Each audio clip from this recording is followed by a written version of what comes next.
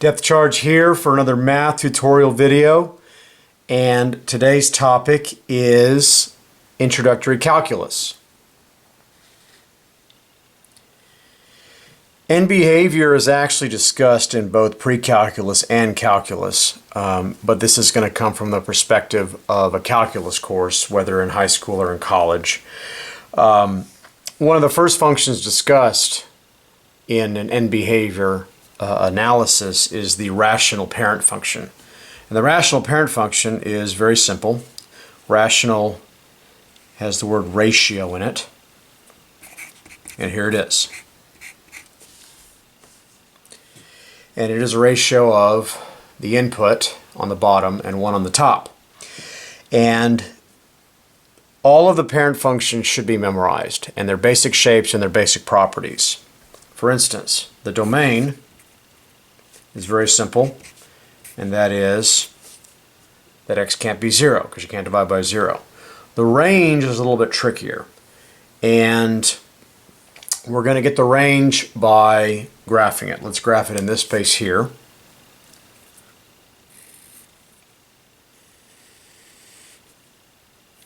And we're going to actually use a calculator for this video.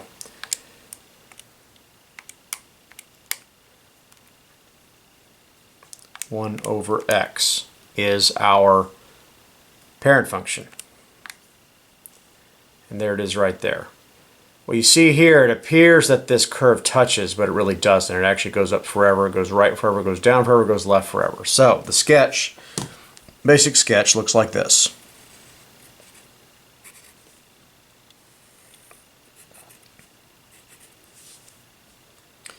And notice that nothing occurs. There is no curve that exists at x equals 0, which is why we say that's the domain. The range is a little bit harder to see because you don't see it directly here. You really do because this is actually, there's a plus 0 right here that we don't write, but it's there.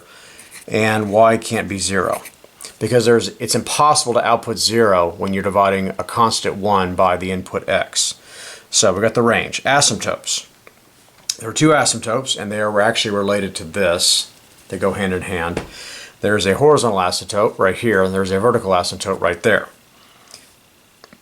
The horizontal asymptote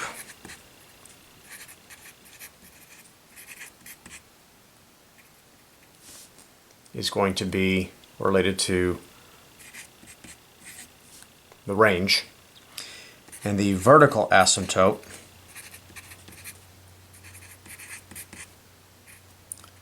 is going to be related to the domain. And there it is. They go hand in hand, just like that. These are separate lines that are not a part of the curve. They help describe the curve. End behavior is the topic of today. End behavior. What the heck does that mean? End behavior is this. As x increases,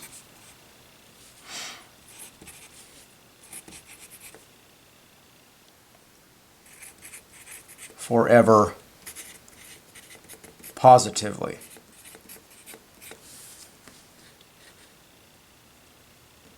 The question is, what does y do? Y gets really close to 0. And that can be observed right here. Basically, the end behavior that I'm analyzing is actually a description of what is happening right there. So there are actually two ends. The other end is right there. We've got to describe that one as well. As x decreases forever negatively,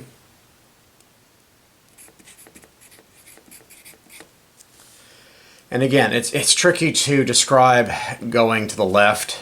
I've said decreasing negatively. There's lots of different ways to describe it. My intention is to describe this arrow right here, which is that x goes that way to the left. Imagine time flowing backwards, whatever you need to do to imagine this this behavior. What does y tend to do? Y gets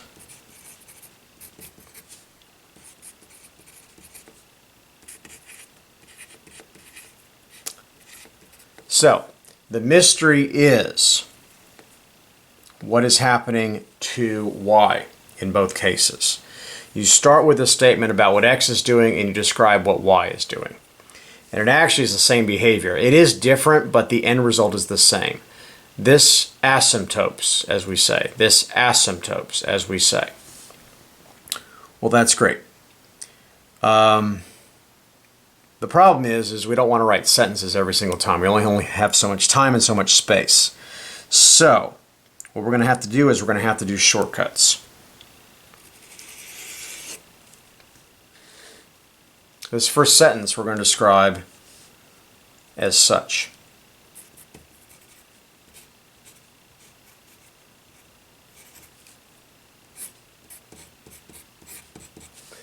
This statement right here is this first sentence right there. They mean exactly the same thing. I haven't completed it yet. I'm about to. As x increases forever positively, that's what this means right here. The function is this. You have to imagine x increasing forever. 0 is the end result. It's a trend though. This is what we call the x trend, and this is what we call the y trend.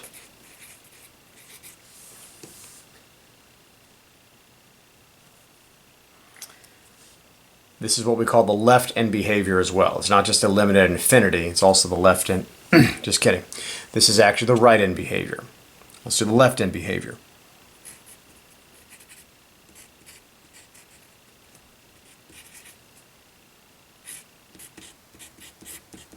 You have to imagine right there the decreasing forever, and what does y tend to do? Right there. Now, how is the calculator going to show us this? Because let's use a calculator this time. I've already graphed it right there. I'm going to trace. Trace is the button I'm going to use to analyze these two ends. And the right end is here, so I already hit trace, and I'm scanning. Notice that I'm not worried about a specific value for x or y, I'm worried about a trend. What is x doing? It is growing and growing and growing. What is y doing? It's not growing, it's falling, but it's not falling in a way that is super obvious. It's falling over time towards something. And what is that? Right there, 0. I should hold it down for much longer, but I only have so much time. And there it is, there's the trend. Y is getting really close to 0 as x increases forever. Now, by the way, zoom standard is what I do to get this to look a lot nicer. The other side is I hit trace, and I go left. This is called the left end behavior. So what is x doing? It's decreasing forever. It's getting more and more negative, bigger in absolute value, but to the left. And what is y tending to do? It is getting really, really close to 0. There it is. So that is just an illustration on the calculator of what you can observe on the graph, what you can observe with common sense, hopefully, here. Excellent. All right, let's do the same analysis, but with a graph that is not an actual numerical formula like this. What's implied in these pictures, a lot of what I see on the computer curriculum and in textbooks, is that these arrowheads are implied to be there. They are there. You have to write them in or imagine that they're there. There's my function. F is the output, fx, and there's my input, x. This is what we call the right end. This is what we call the left end, which is misleading because it really never ends. End behavior, like I said, is also called a limit at infinity. There's two of them. The right end is described as such. We don't want to write sentences anymore. So we just say lim stands for limit as x gets bigger and bigger and bigger. The function is fx. There's no formula, but we have a graph. What is the tendency that it's doing? Well, what this means, like I said, what this means is that x increases forever. That's one dimension. The other dimension is that it goes up forever. This is an x trend, this is a y trend. That is the right end. The left end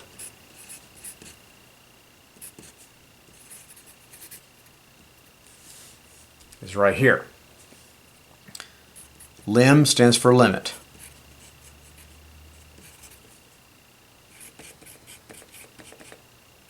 And there it is. This is my output. This is my input. This is an input trend. This is an output trend.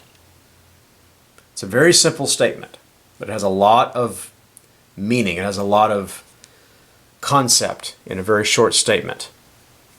And that's it. That's the example.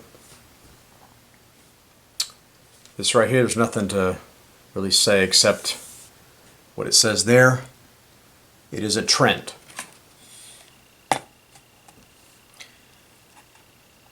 These are statements of trends and behavior. All right. Not every one of these examples that we're going to see on the screen are going to be done today. So what I want you to do as you watch this is write it down or pause to write down the ones I don't do, and we can discuss in the comments section. I will definitely respond to any questions that anybody has. Now, this right here, we're going to do end behavior. Right there, end behavior. And the way we describe end behavior is as follows. I've already done it, but here it is again. I'm going to increase x forever.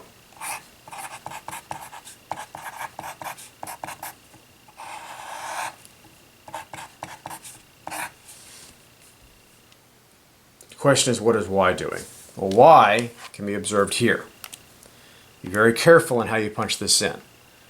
The numerator is actually totally separate from the denominator.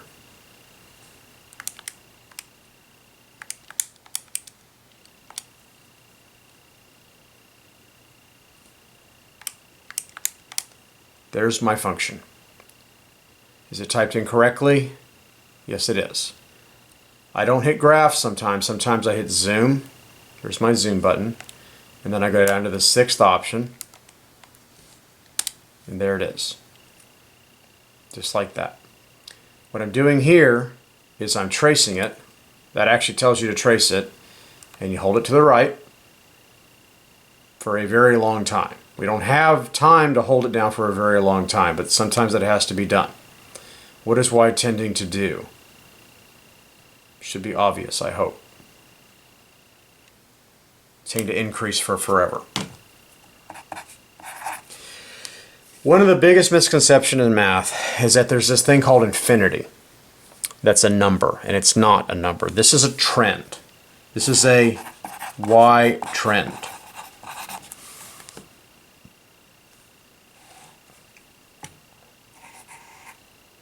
This is an x trend. That's not going to be written down every time, but that's exactly what these are. Excellent.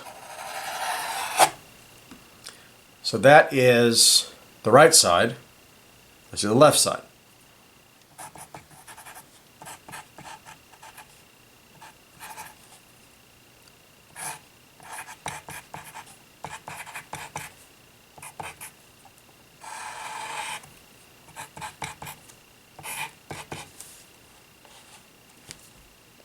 We have the same function as before, right here. Zoom, 6, looks like that. Trace, that means trace left. What is y tending to do? We should hold it down for a very long time, but we don't have a very long time. So hopefully we can see the trend. Y is getting really big, but in the negative direction, as X is getting really big in the negative direction. So how do we describe that? With this symbol right here. There it is. This has meaning, and this has meaning, and this has meaning. It all has meaning. There we go. We have time for one more.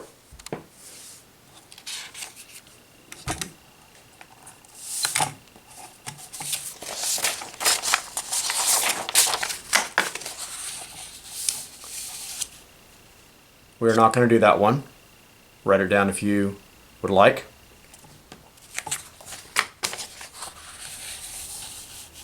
We are going to do number 3.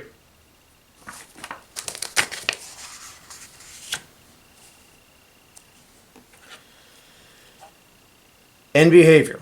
That's the name of the game. End behavior, also called limits at infinity.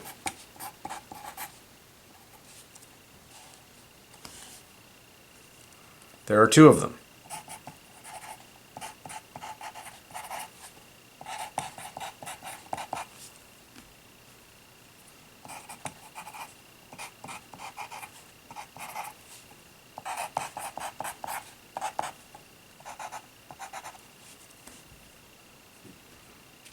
This means right side, this means left side. This is the output, this is the output. The output is actually all of this,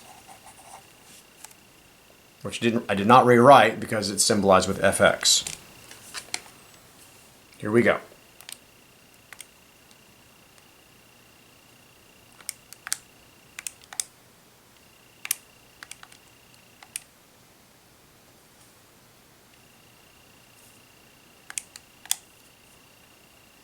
So this looks good.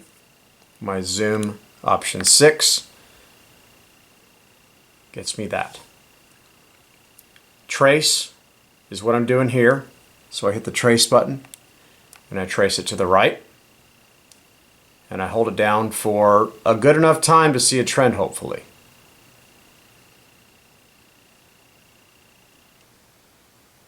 What is it rising to?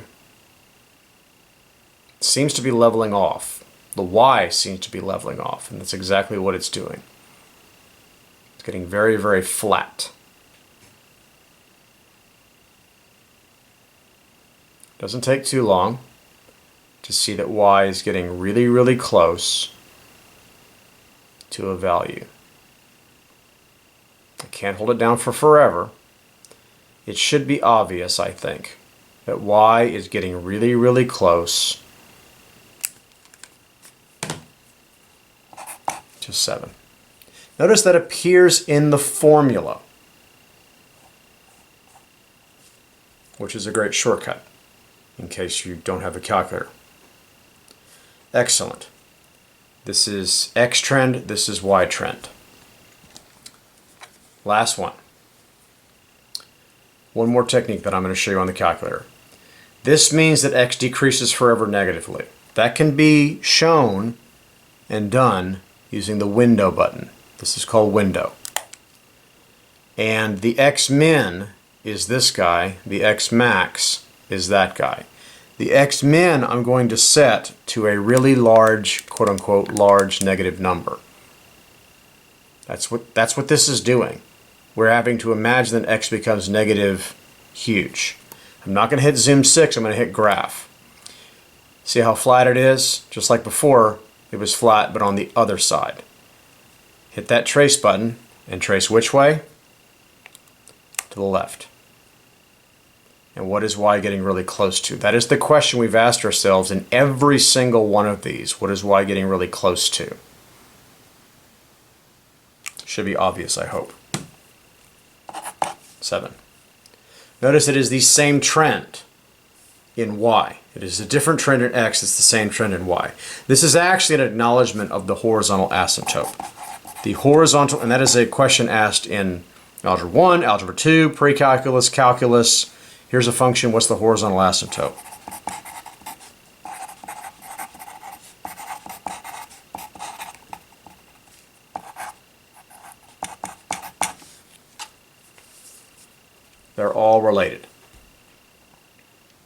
So we did the end behavior, otherwise known as limits at infinity. The last one that I'm not going to do, but I'm going to put it on the screen. Please write it down if you would like, or pause the video and discuss in the comments. The technique is exactly the same, where you graph it into y equals, scan it to the right, scan to the left, and report the y trend for each one. I'd like to thank you for tuning in today. Please hit the thumbs up and subscribe and share the video if you'd like. And also, please be kind to each other in these uncertain times. Depth charge out.